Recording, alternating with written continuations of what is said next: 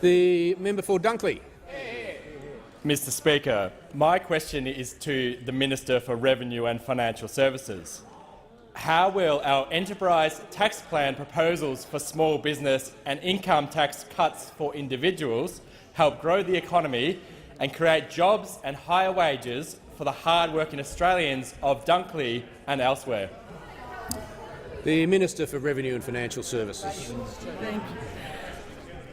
I very much thank the member for Dunkley for his question, and I'm very pleased to say that the parliament today passed the government's legislation to provide a tax cut to around 3.1 million Australian taxpayers in 2016-17 by extending the third income tax bracket from $80,000 to $87,000.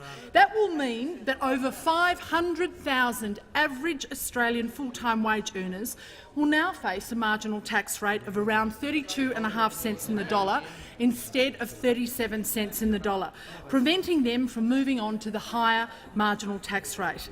Now, this in Dunkley accounts for around 2,600 individual taxpayers who will now have access to tax relief of up to $315 each year. The Turnbull government, on this side, we believe in cutting taxes, rewarding initiative, rewarding hard work, growing the economy and creating jobs. And we are doing exactly the same for small business.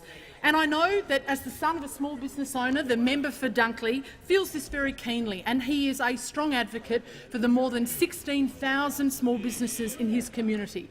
And he has very kindly taken me to visit a number of them. One such business was Hart Marine.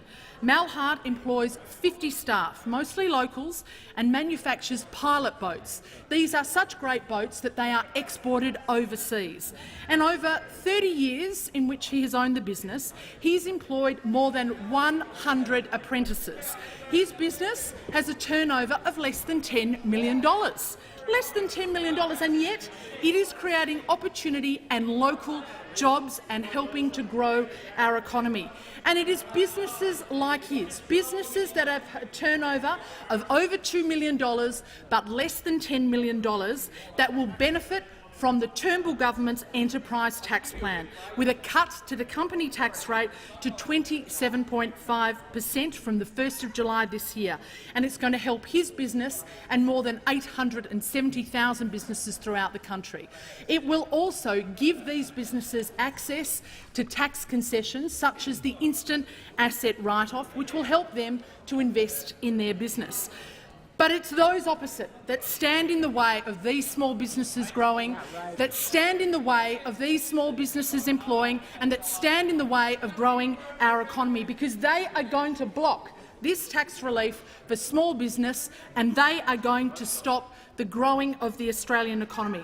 Now, instead of listening to union boss mates over on that side, they should instead listen to the Council of Small Business, who said yesterday that changes to company tax rates will deliver the best bang for buck in terms of driving economic growth.